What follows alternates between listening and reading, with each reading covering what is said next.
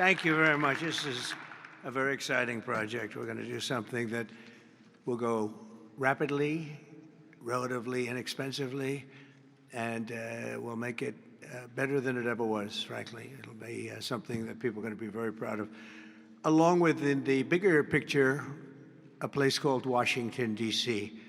That is the bigger one, and we'll talk about that in a little while. But let's talk about right now the Kennedy Center, and I'm delighted to be here as we officially announce the incredibly talented artists who will be celebrated later this year at the 2025 Kennedy Center Honors. It's going to be a big evening. I've been asked to host. I said, I'm the President of the United States. Are you fools asking me to do that?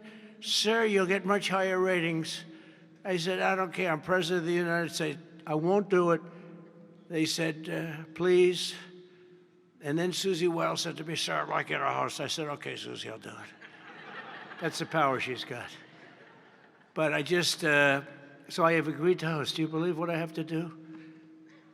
And I didn't want to do it, okay? They're going to say, he insisted. I did not insist. But I think it will be quite successful, actually.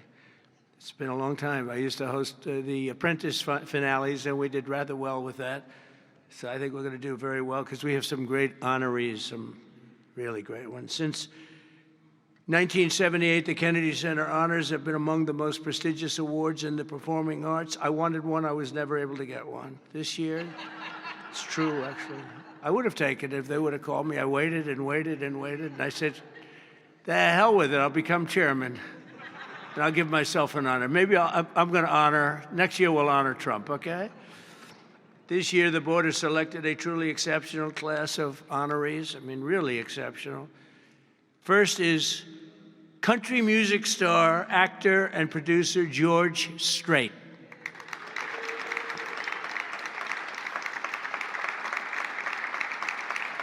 Great. Over an extraordinary 4-decade career, George has sold more than 120 million records worldwide, amassed 60 #1 hits, wow, and produced 33 platinum certified albums, more than any other living American. That is amazing. He's believed by millions of people to just be as good as you can get, and he's beloved by hundreds of millions of people all over the world. He's really something, and they call him the king of country, and we know him very well, George Strait. Okay, please. Oh, it looks nice. You're a good-looking guy. I hope he still looks like that. Second is actor, singer, philanthropist, and star of the Broadway stage. One of my favorite talents. I think he's one of the greatest talents I've ever actually seen. I've always said, and just so we don't get in trouble, I'll say among the greatest artists in the world are the Broadway London actors back and forth. That's all they want to do is they want to do Broadway and they want to do London. They want to do 8 shows a week, including matinee on Wednesday. And if you said make a movie, they can't even think about it. If you say go on television, they don't want to. All they want to do is be on the stage, the live stage, and it's amazing. But I've always said they're the most talented people. And this man may be the most of all. Michael Crawford is being honored. Michael was born in England in 1942. He made his Broadway debut in 1967. I was there. I shouldn't say that, but I was there. It seems like a long time ago.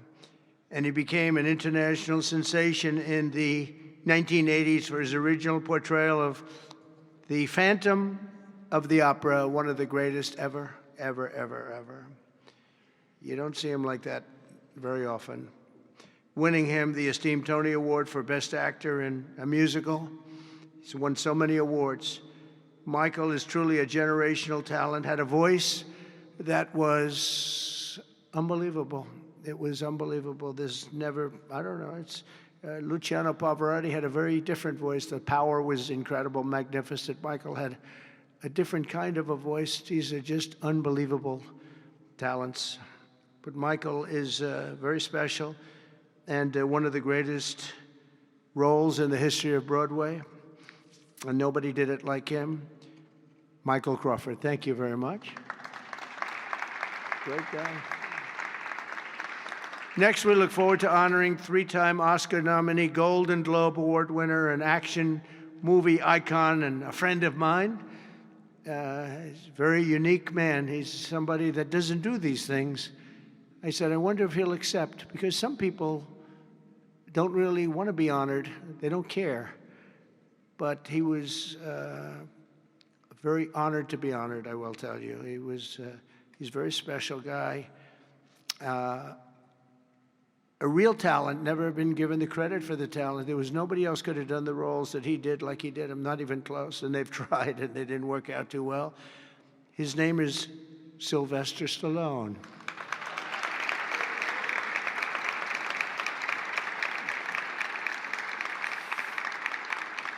So it's very few, almost, if any, people that could have taken a name and made it so incredible, like Rocky, Rambo, Creed, and others. But think of it, Rocky, Rambo, if you did one, you're good. You do two. And I'll never forget, I was a young guy, and I went to see a thing called Rambo, and it had just come out. I didn't know anything about it, but I was in a movie theater, like we used to go to movie theaters a lot. And I said, this movie is phenomenal. What the heck? And that turned out to be a monster. Rocky is Rocky. I mean, the way that happened, you know, Sly had no money, nothing, and he went around, and everybody wants to do a boxing movie. It's the most, you know, probably more than any other type of character, boxing, always boxing. It's so great. And there's rarely been anything like this one. John Voight did a great one, as you know. Champ, great. I think that was right there, too. John Voight's a phenomenal person, phenomenal actor. But Sly came in, and he had no money. He wrote a script, along with thousands of other people writing scripts on a boxer. And for some reason, a studio picked up this and liked it. And Sly he's in an old car that he came in from Brooklyn, or someplace in New York, but I think Brooklyn. It barely made it to California. He was sleeping in the car. I mean, he had nothing. And he wanted control over who the actor was going to be, because he said it can't be successful if you're going to pick a movie actor with a bad build, okay? A nice face, but a bad body. And he said, I can't have these guys, because he's a tough cookie, and he knew exactly what it took. He knew what a boxer's body was.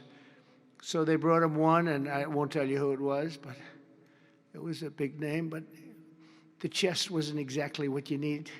One shot, and your heart would pop out. That wasn't too good. Then he did another one. He was fat, sloppy, but had a good face. Then he did another one, and another one, and another one. And he turned it down. He wouldn't take $1 million. He wouldn't do it. And it turned out that when they saw him, they said, you know, you'd be actually pretty good for this role. And he had never done this before, anything like it. But think of it, he turned down $1 million. He had nothing. He refused to let somebody else play. He didn't want to play it. He wasn't originally, he did it as a writer. But he ended up playing it because he couldn't find anybody else that fit the role. And who knew what would have happened? He's become a legend of the silver screen, a true legend, and he's a great guy. He's a little bit tough, a little bit different, I will tell you. He's a little tough guy. But he's a phenomenal person with a phenomenal wife and family.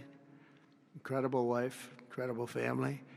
His film's grossing more than $7.5 billion, which is either a record or very close to it. I can't imagine anybody doing more. If you add up Rambo and Rocky and these others, I can't imagine anybody doing much more. 7.5 billion worldwide over the course of 6 decades. And Sly is a pillar of the really American pop culture and a Hollywood superstar like few others, and one of the biggest names on the Hollywood Walk of Fame. In fact, the only one that's a bigger name of the Hollywood Walk of Fame, they say, is a guy named Donald Trump. I'm on the Hollywood Walk of Fame, too, if you can believe that one. But he's amazing. He's really amazing. And he's actually a great actor.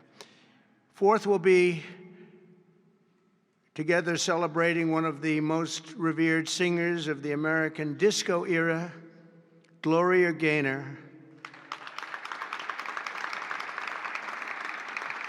Best known for her chart-topping 1978 hit, I Will Survive, Gloria won the 1980 Grammy for Best Disco Recording, and her song was inducted into the National Recording Registry in 2016. 4 decades later, Gloria won a second Grammy in 2020 for her gospel album, Testimony, which is incredible. Truly a historic achievement, not only in terms of the years that have gone by to be great that long, but to have the two top of anything in that span of time, and with that kind of period between is pretty amazing. But I will say that I Will Survive is an unbelievable song. I've heard it, like everyone else here, thousands of times. And it's one of those few that get better every time you hear it. And nobody can sing it like her. And that's an honor. So, Gloria Gaynor, thank you. Thank you very much. And finally, we'll be honoring one of the greatest rock bands of all time, Kiss.